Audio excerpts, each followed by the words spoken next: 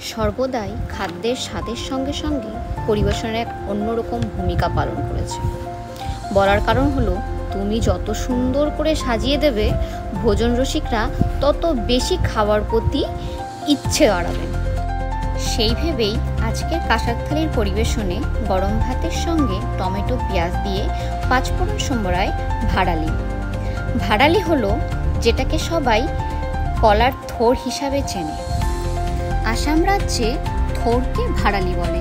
যেহেতু আমি গুয়াহাটিতে থাকি, সেহেতু আমরাও এটাকে ভাড়ালিই বলি।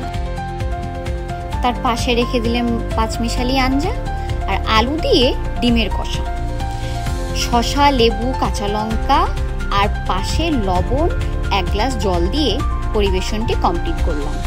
আজকের পরিবেশনের আয়োজনটা কেমন হয়েছে কমেন্টে অবশ্যই জানাবে।